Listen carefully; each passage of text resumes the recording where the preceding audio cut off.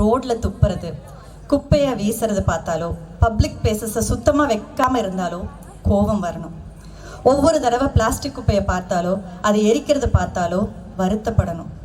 ஒரு மரத்தை வெட்டையிலையோ, ஒரு மலையை இடிக்கையிலையோ அழுக வரணும்.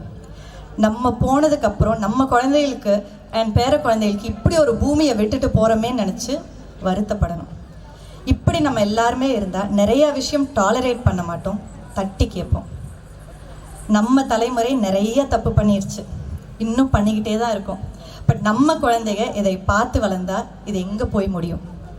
நம்ம எல்லாரும் மாறணும்.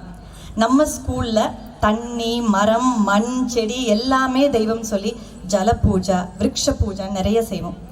மலர் நீர் சேகரிப்பு தொட்டி கட்டி அதை பற்றி நம்ம குழந்தைகளுக்கெல்லாம் சொல்லி விழிப்புணர்வு ஏற்படுத்தணும். பிளாஸ்டிக் எவ்வளோ தவிர்க்க முடியுமோ தவிர்க்கணும்னு முடிவு செஞ்சோம்.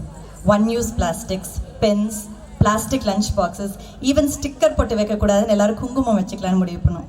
ஒவ்வொரு வருஷமும் 10,000 பேப்பர் பேக்ஸுக்கு மேலே நம்ம குழந்தைங்க நியூஸ் பேப்பரில் பண்ணி தாராபுரம் முழுவதும் எல்லா கடைக்கு கொடுத்து ஒன் யூஸ் பிளாஸ்டிக்கை தவிர்க்கணும், பிளாஸ்டிக் பேக்ஸை தவிர்க்கணும், இந்த மாதிரி பேப்பர் பேக்ஸ் யூஸ் பண்ணுங்கன்னு சொல்லி நிறையா தொடர்ந்து பண்ணிக்கிட்டு வந்துட்டுருக்குறாங்க.